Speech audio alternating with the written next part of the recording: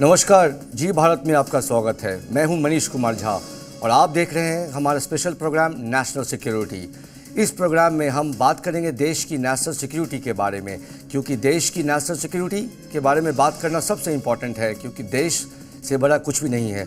आज हम इस स्पेशल प्रोग्राम में बात करेंगे दिल्ली के लाल किले के पास हुए धमाके की, जिसने एक बार फिर से देश की सुरक्षा पर नई बहस छेड़ दी है। उन सभी मुद्दों पहलुओं पर बात करेंगे और जानेंगे कैसे देश की सुरक्षा को और भी मजबूत किया जा सकता है। तो चलिए शुरू करते हैं हमारा स्पेशल प्रोग्राम नेशनल सिक्योरिटी।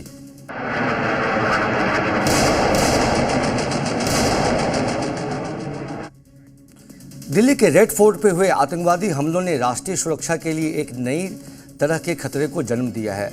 आज हम जिस अहम मुद्दों पर बात करेंगे वो है आतंकवाद पर बात। इस इम्पॉर्टेंट मुद्दों पे बात करने के लिए, अहम मुद्दों पे हमारे पास दो डिस्टिंग्विश्ड गेस्ट हैं। Let me introduce major general Pavan Anand, a distinguished military leader.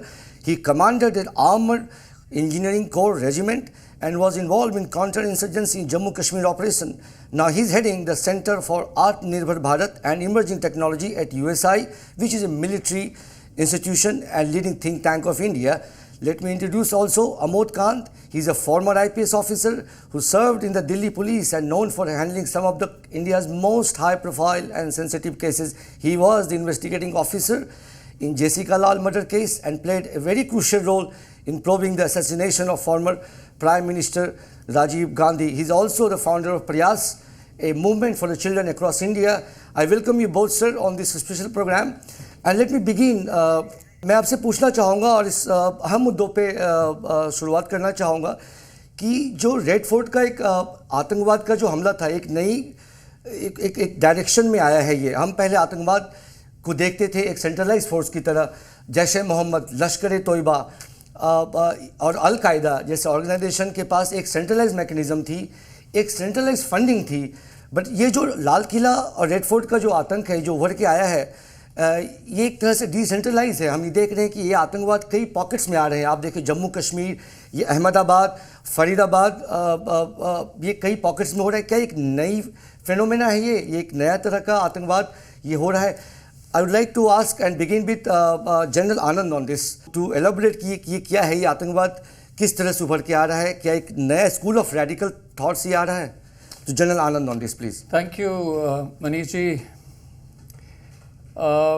आतंकवाद कई तरह के फॉर्म्स लेता है और आतंकवाद कई टाइम से इंडिया में हमें जूझना पड़ रहा है। लेकिन मैं सिक्योरिटी स्टार्ट करना चाहता हूँ सिक्योरिटी फोर्सेस को कंग्रेचुलेट करके कि इस दिल्ली ब्लास्ट में जो हमारा डैमेज हुआ वो कहीं ज़्यादा हो सकता था। कई कैजुअल्टीज़ ज़्यादा हो सकती थी। एक बहुत बड़ा प्लॉट तोड़ा गया है और वो पूरे देश में कई सिटीज़ में होने वाला प्लॉट था। ये इन्वेस्टिगेशन कुछ एक आध महीने से चल रही थी और ये इन्वेस्टिगेशन की वजह से ही ये दिल्ली ब्लास्ट एक पैनिक मोड में हुआ है, जिससे कैजुअल्टीज़ कम हुई हैं।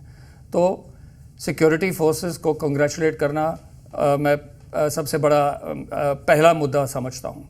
अब ये जो टेरर का जो फॉर्मेट बन रहा है, ये एक वाइट कॉलर टेरर का फॉर्मेट बन रहा है। मेरा ये मानना है कि वाइट कॉलर टेररिज्म कुछ एक नया फॉर्मेट नहीं है। अल बगदादी, आइसिस वाले जो थे वो PhD थे।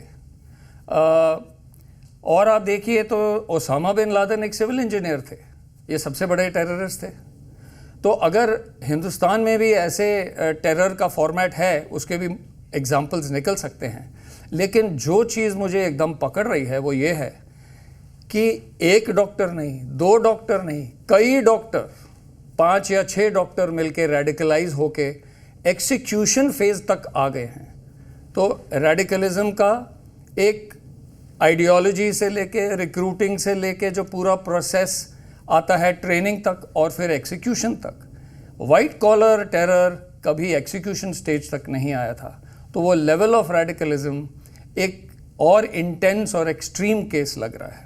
वेल, आनंद जी आपने एलैबोरेट किया है। मैं फिर से आना चाहूँगा कांत जी के ऊपर में ये पूछना चाहूँगा कि आपने जो बहुत सारे लीडिंग केसेस किए हैं, in fact Rajiv Gandhi assassination case जो है वो लिखे वाज ए टेररिस्ट ऑर्गेनाइजेशन, वो बहुत लार्ज स्केल का टेररिस्ट ऑर्गेनाइजेशन था।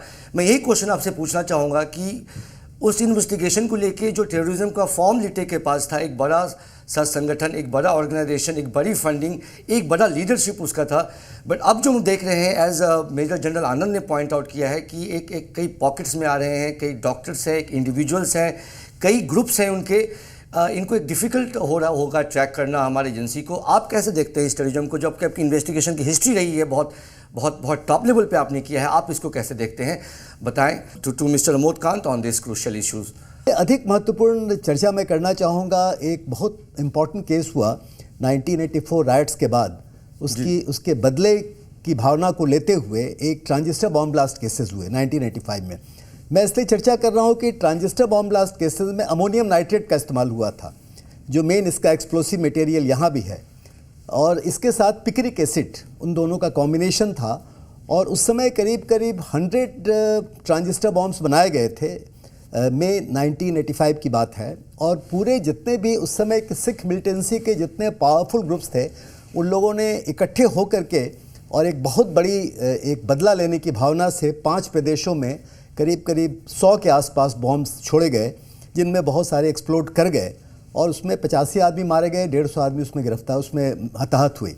ये उस समय तक की सबसे बड़ी ये ऑपरेशन थी, क्योंकि ये जो बॉम्बे वगैरह की घटनाएं हुई उसके बाद हुई, 1993 में जाके हुई, उससे बहुत इसका कंपैरिजन बन रहा है। लेकिन फिर उसी बात पे हम वापस आते हैं जहां जनरल आनंद ने जहां शुरुआत की थी, और मैं इन्वेस्टिगेशन के पॉइंट ऑफ व्यू से इसको देखना चाहूँगा। ये सिर्फ ऐसा नहीं है कि ये घटना अलग अलग स्थलों पे हो रही है या अलग अलग स्थलों पे साइमल्टेनियसली कुछ हो रही है। ये इत्तेफाक था, बहुत बड़ा इत्तेफाक था कि एक इन्वेस्टिगेशन शुरू होती है कश्मीर में। आप देखिए कि इस पूरे केस की इसकी शुरुआत होती है कश्मीर में, और कश्मीर पुलिस ने शुरुआत की, ये आपने को समझना चाहिए। और फिर फरीदाबाद में जाकर के जो अल फलाह यूनिवर्सिटी, जो कि एक मेडिकल यूनिवर्सिटी है और बहुत ही स्ट्रॉन्ग यूनिवर्सिटी है, और यहाँ पे पढ़ाई लिखाई का एक स्टैंडर्ड भी है, जैसा मुझे मालूम हुआ है। और ये जो 6-7 डॉक्टर्स जो इसमें इन्वॉल्व हुए, वो अल फलाह को इन लोगों ने एक मॉड्यूल बनाया, एक बहुत नई मॉड्यूल बनी है। और वहाँ पे इत्तेफाक से कहें या वैसे भी इन्वेस्टिगेशन की वजह से, जब ये 2900 किलोज़ का ऑलरेडी हो चुका, सीज़र हो चुका, वो मिल गया, और उसके साथ फिर ये लोग आगे बढ़े। जब ये इन्वेस्टिगेशन चल ही रही थी, तो उसमें जो व्यक्ति पकड़े गए, वहाँ एकदम साफ हो गया कि ये उमर नाम का जो डॉक्टर है, जो अल फलाह यूनिवर्सिटी का एक डॉक्टर था, वो उमर नाम के डॉक्टर के पास कुछ क्वांटिटी है, और वो इसका एक मेन कैरेक्टर है, इसका करने वाला आदमी है। और उसकी तलाश शुरू हो गई, उसकी तलाश शुरू हो रही है। उमर समझ गया कि मेरी तलाश हो रही, मैं पकड़ा जाऊंगा, क्योंकि और लोग पकड़े गए।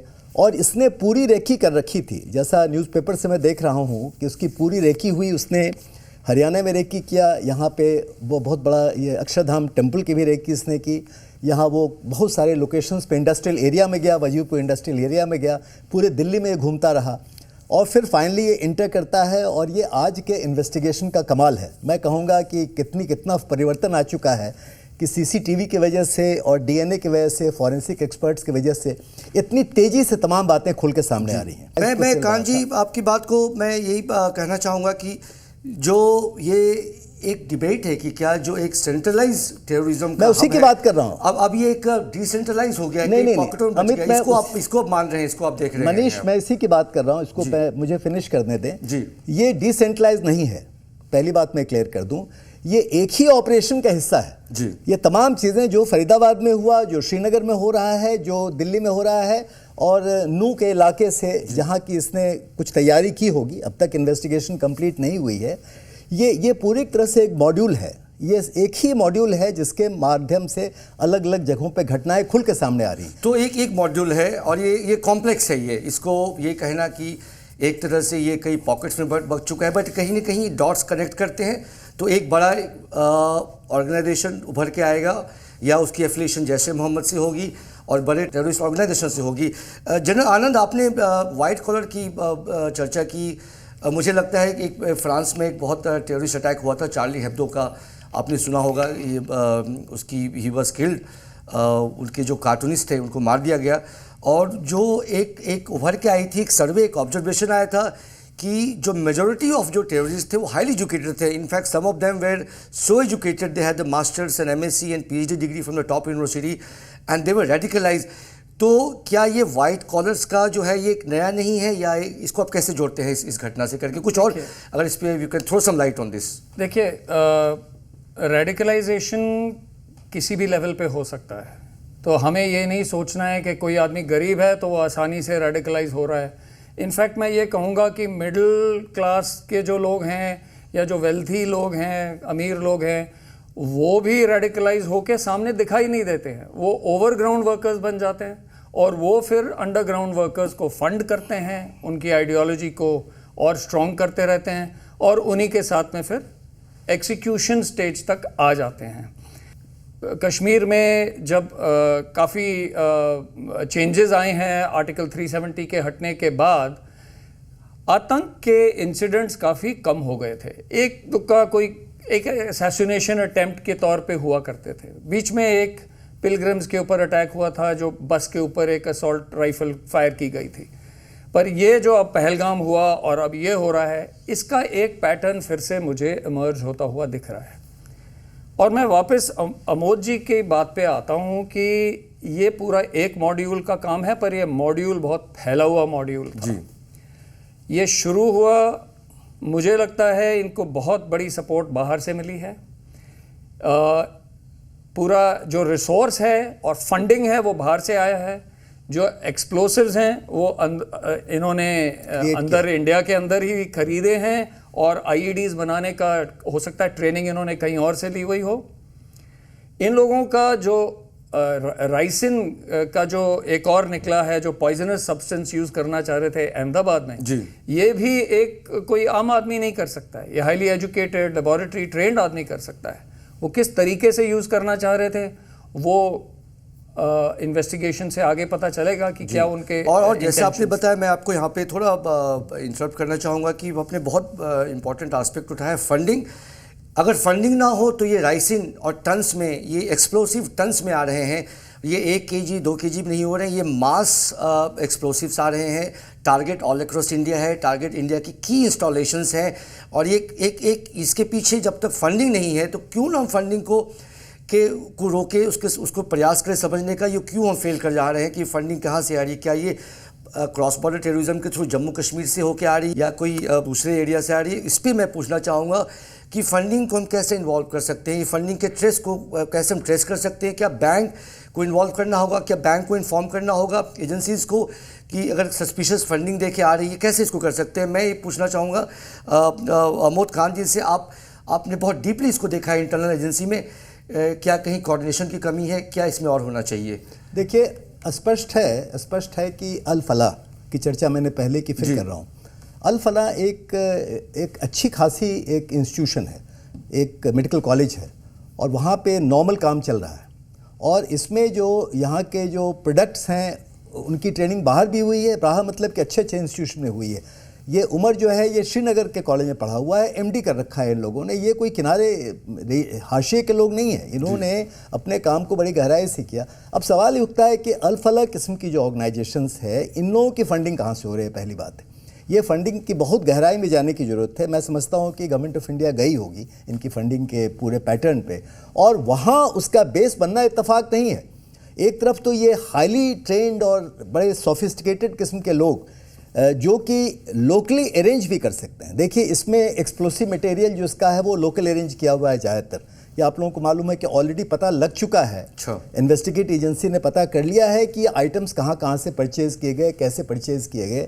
तो लोकल लेवल पे परचेज़ किया, लेकिन पूरी तैयारी की फंडिंग कहीं बाहर से हो रही है. तुर्की की बात उठ चुकी है. आप लोगों को मालूम है कि तुर्की एक बहुत ही एक डिफरेंट टाइप की गवर्नमेंट वहाँ पे है आज, और वहाँ की बट यहाँ पे एक मैं पूछना चाहूँगा, इसकी बात कर रहा हूँ मैं, ये क्या अपने डॉक्टर बनने का इन्होंने फ़ायदा उठाया अगर ये जाके एक्सप्लोसिव खरीदते हैं कि, या इनको लेबोरेटरी में चाहिए, ऐसा कुछ आपको लग रहा है? देखिए, ये तो एजेंसी पकड़ नहीं पा रही होगी, एजेंसी समझ नहीं पा रही होगी, लोगों के पास ये इन्फॉर्मेशन नहीं पहुंच पा रही होगी. नहीं, इसको समझें. पहले इसको समझने की बात यह है कि ये एक्सप्लोसिव मटेरियल हाईली RDX के समान नहीं है. आप समझ रहे हैं, कुछ एक्सप्लोसिव मटेरियल होते हैं जिसको प्रोक्योर करने में डिफिकल्टी होती है. यहाँ एक्सप्लोसिव मटेरियल अवेलेबल है, मार्केट में उसका जो पूरा अलग है, वो जब कंबाइन करते हैं, मिला करके जो आईडी क्रिएट करें, बहुत पावरफुल आईडी हो जाती है जो बन गई।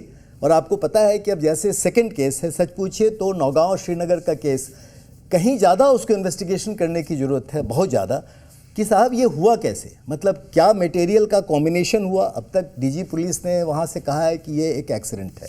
मैं समझता हूँ कि इसके बियॉन्ड जाने की ज़रूरत है। ये सिर्फ उसको वहाँ देखना सही नहीं होगा कि किस ढंग से ये एक्सप्लोजन अचानक वहाँ हो जाता है। तो इसमें आप जो फंडिंग की बात कर रहे हैं और सपोर्ट की बात कर रहे हैं, देखिए यहाँ देश के अंदर इस मॉड्यूल की एक खासियत ये भी है कि देश के अंदर डिफरेंट लोकेशंस पे इसकी तैयारी हुई। हरियाणा में हो रही है, दिल्ली में ऑपरेशन हो रहा है, हरियाणा में या वहाँ के आपके कश्मीर में लोग काम कर रहे हैं।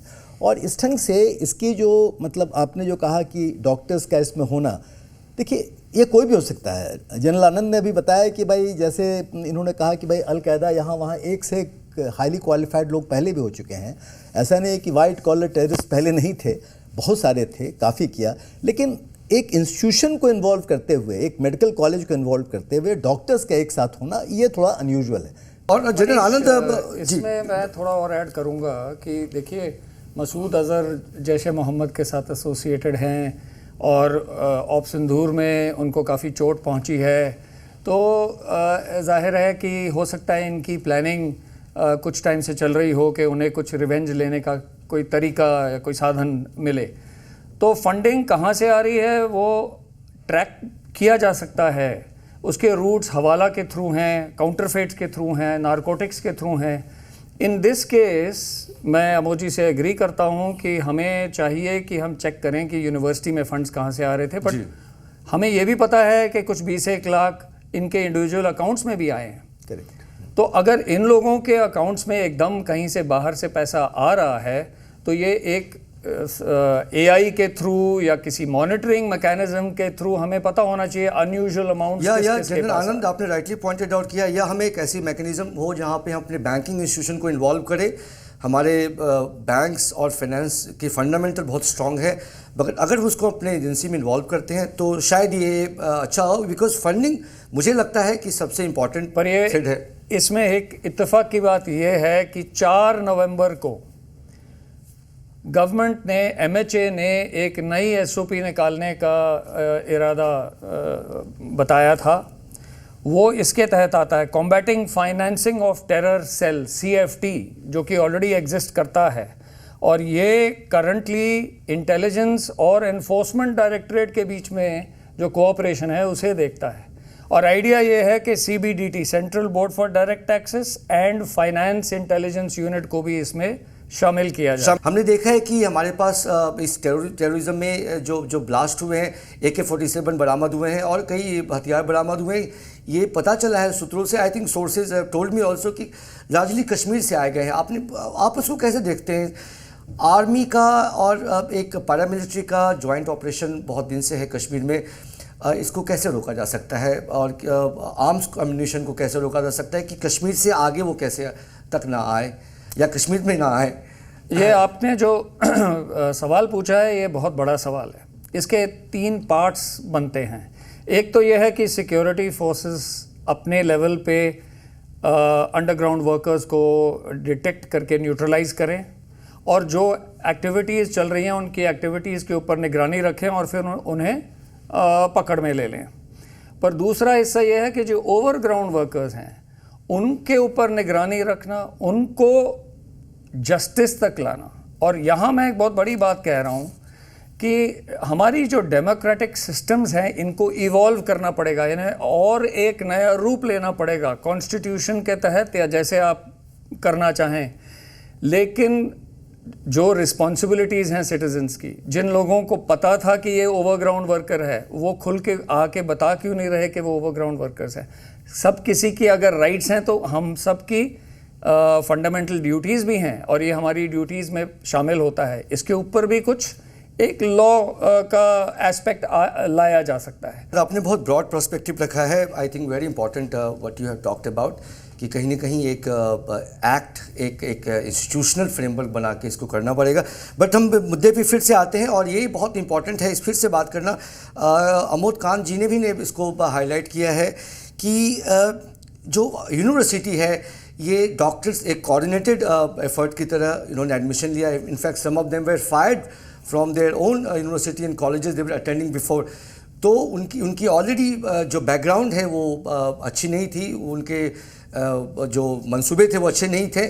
और इतने दिनों तक एक यूनिवर्सिटी फरीदाबाद, दिल्ली से 15 मिनट 20 मिनट के रास्ते में आप एक कोऑर्डिनेटेड टेररिज्म एक्ट प्रयास कर रहे हैं। ये कैसे हो सकता है कि क्या एजेंसी का कोऑर्डिनेशन, यहाँ पे हम देखेंगे कि हम कैसे एक एजेंसी को और स्ट्रॉन्गर बनाएं और हम देखें कि ये चीज़ ना हो पाए, हमें कैसे करना पड़ेगा। ये प्रमोद कांत जी से पूछेंगे, आप तो डीपली इन्वॉल्व रहे हैं, क्या कोऑर्डिनेशन है या फिर एजेंसी? सबसे इम्पोर्टेंट रोल कश्मीर पुलिस का है ये सारी चीज़ में, मैं स्पष्ट हूँ और मेरा बहुत गहरा ताल्लुक़ है कश्मीर पुलिस के साथ। बहुत सारे हमारे प्रोजेक्ट्स हैं कश्मीर में, प्रयास के कई एक प्रोजेक्ट चलते हैं, वहाँ के लोगों को मैं जानता हूँ, मेरी रोज़ बात होती है उन लोगों के साथ। देखिए ऐसा है कि कश्मीर पुलिस ने बहुत अच्छा काम किया है इस केस में, और सभी लोगों ने, जितने लोग मिल करके काम कर रहे हैं, आज हरियाणा पुलिस के लोग हैं, दिल्ली पुलिस के लोग हैं, NIA का ऑपरेशन, ये तमाम बहुत ही मिल के काम कर रहे हैं। इनमें एक कॉन्फिडेंस की आवश्यकता है। देखिए बहुत कॉन्फिडेंस चाहिए, और लोकल लेवल पे, जो मैं बार बार कह रहा हूँ, लोकल लेवल पे एक कॉन्फिडेंस क्रिएट करना पड़ता है,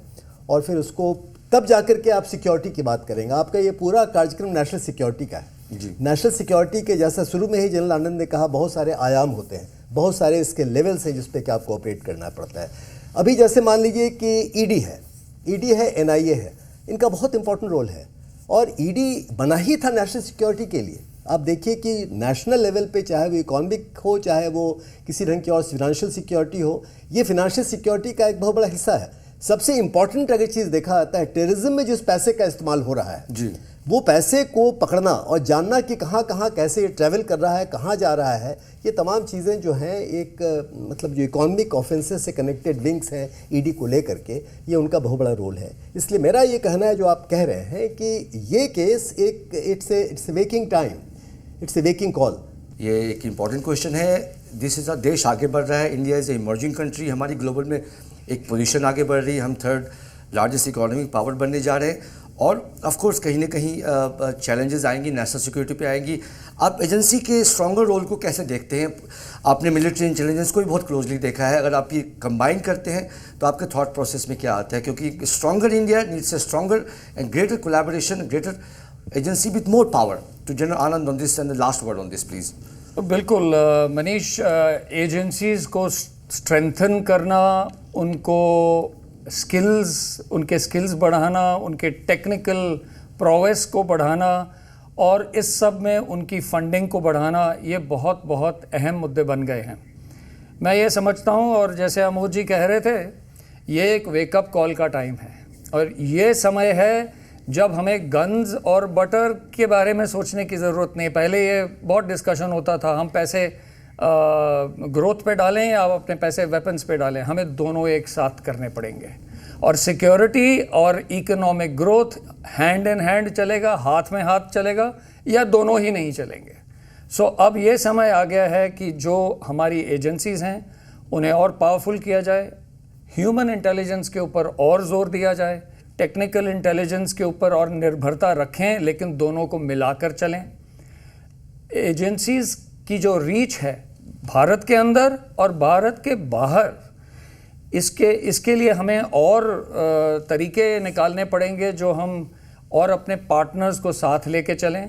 मैं आपको बताऊं, इस्लामिक कंट्रीज़ जो हैं, मिडल ईस्ट की कंट्रीज़ जो हैं, वो भी रेडिकलिज्म फेस करती हैं, और वो इसमें काफ़ी पैसा डाल के रेडिकलिज्म को दबोच के बैठी हैं। उनका सहारा लिया जा सकता है, and I know we are cooperating with UAE, Saudi Arabia. We must improve this cooperation with our neighbours and make sure कि जो भी रेडिकल एलिमेंट्स जहाँ जहाँ से आ रहे हैं, अब जैसे पता चला तुर्की का एक यहाँ पे खेला है, तो पाकिस्तान, तुर्की, ये जो हमारे इनिमिकल कंट्रीज़ हैं, इनके ऊपर हम निगरानी रखें, बहुत क्लोज वॉच रखें। इसके लिए हमारी एजेंसीज़ को और मजबूत करना, फंड करना, स्किल अप करना और टेक्निकली अपग्रेड करना, यही हमारा काम है, और ये हमें जल्द से जल्द करना पड़ेगा। I thank major general Pavan Anand for and Amod Kant ji for coming on this special show, in fact the first very show of national program. मैं आपका धन्यवाद करता हूं इस स्पेशल प्रोग्राम पे आने के लिए, जी भारत पे आने के लिए। हमारे स्पेशल प्रोग्राम नेशनल सिक्योरिटी में इतना ही। देश की सुरक्षा से जुड़े और भी मुद्दों के साथ फिर होगी मुलाकात। नमस्कार।